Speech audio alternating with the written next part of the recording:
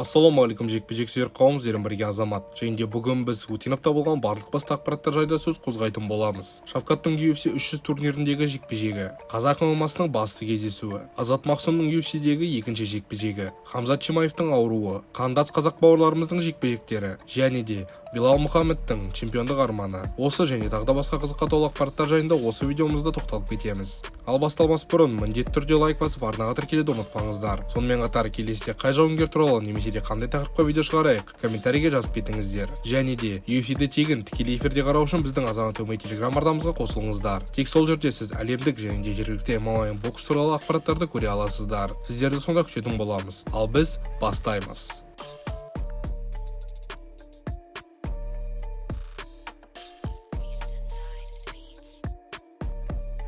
Ең алдымен Шавкат Рахмонов жайлы сөз қозғайық. Дәл қазір Шавкат Алматы қаласында жекпе-жектің алдында алған жарақатынан жазылып, демалып жатыр. Өзінің айтуы бойынша жекпе-жекке жазда қайта оралғысы келеді. Алайда ұзын құлақтарға сенсек, Шавкатқа UFC 300 турнирінде жекпе-жек өткізу үшін ұсыныстар түсіп жатыр. Ақпараттардың айтуы бойынша жартылай орта салмақтың чемпионы Леон Эдвардс UFC 300 турнирінде Билал Мұхаммедке қарсы жекпе-жек өткізеді. Инсайдерлік ақпарат бойынша Шавкат Рахмонов осы титулдық жекпе-жекке ықтимал үміткер ретінде қарастырылып жатыр. ММА сарапшысы Джеймс Линч осы бойынша былай деген: Леонның келесі қарсыласы Билал шығар, бірақ бұл жекпе-жектің қалай өтетіні маған бәрібір. Себебі Шавкат осы жылы жартылай орта салмақтың чемпионы атанады. Мерзімінен бұрын жеңу қабілетімен Эдвардс пен Билал үшін де, кез келген жауынгер үшін де үлкен мәселе болады. Келесі немесе де одан кейінгі жекпе-жекте белбеуге шайқасатынына қарамастан, нәтижесінде Шавкат Рахмонов чемпион атанады.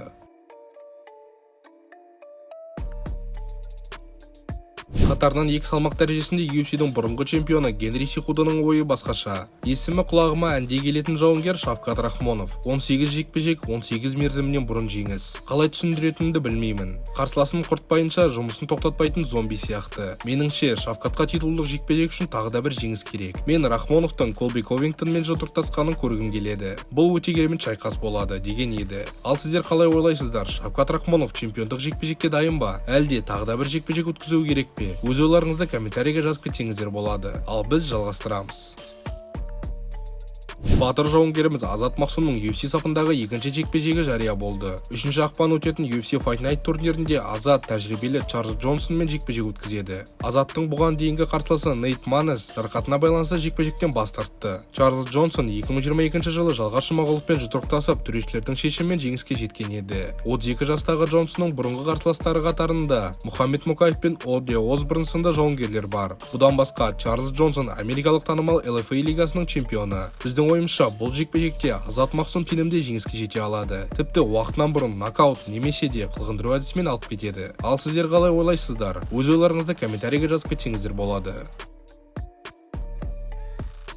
Қытайда тұратын қандас бауырымыз Тайлақ Нұражұлы ақпан айында Алматыда болатын Найза 57 турнирінде Қазақстанда тұратын Бразилия жауынгері Дуглас Пума де Оливейрамен жекпе-жек өткізеді. Тайлақ Road to UFC турнирінде бір жекпе-жек өткізіп, қарсыласы Хан Сеул Кимді нокаутпен жеңген болатын. Ал Пума лақабатымен танымал бразилиялық жауынгер біраз жыл бойы Қазақстанда тұрып, Найза лигасында өнер көрсетеді. Солай Қытай қазағы мен Бразил қазағы өзара жекпе-жек өткізетін болады.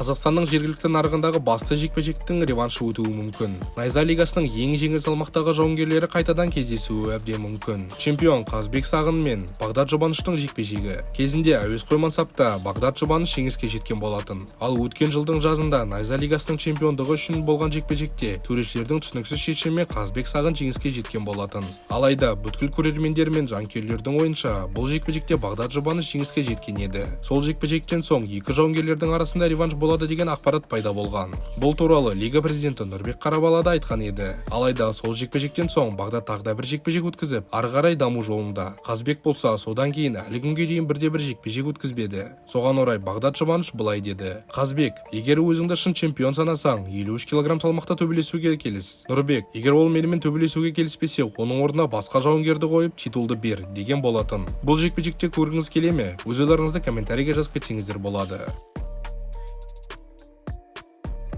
Хамзат Чимаев өзінің жекпе-жек алды жарақаттарын көрсетті. Мен қатты ауырдым, қолыма жарақат алдым. Сондықтан бірден орала алмадым. Мен барлық жауынгерлерге айтқым келетіні, жекпе-жекке сіздер ойланғаннан да көбірек қатысқым келеді. Мен бұл жұмысты жақсы көремін, және оны істеймін, және өзімнің ең үздік екенімді дәлелдеймін. Әдеттегідей мен жақын арада жаттығуға қайта ораламын. Кейін өзіме тиесілі чемпиондық белбеуді жұлып аламын деген болатын. Айтып кететін жайт, UFC матчмейкерлері орта салмақ чемпионы Шон Стрикленд пен Хамзат Чимаев арасындағы жекпе-жек дайындаған болатын. Алайда Хамзаттың жарақатына орай Шон Стрикленд Дрикус Дуплессимен кездесетін болды.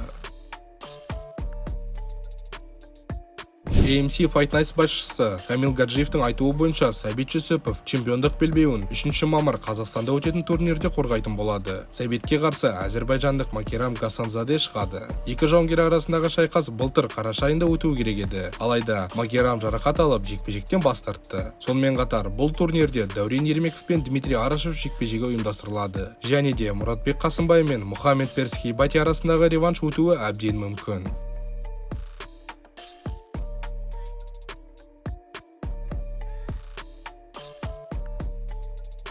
Ал осымен біздің видео соңына дейін жетті. Егер де сізге ұнаса, міндетті түрде лайк басып арнаға тіркелуді ұмытпаңыздар. Сонымен қатар келесі қай жауынгер туралы немесе қандай тақырыпқа видео шығарайық, комментарийге жазып кетсеңіздер болады. Және де біздің телеграм мен менің жеке инстаграм парақшама қосылыңыздар. Сіздермен бірге болған Азамат, сау саламатта көріскенше сау болыңыздар.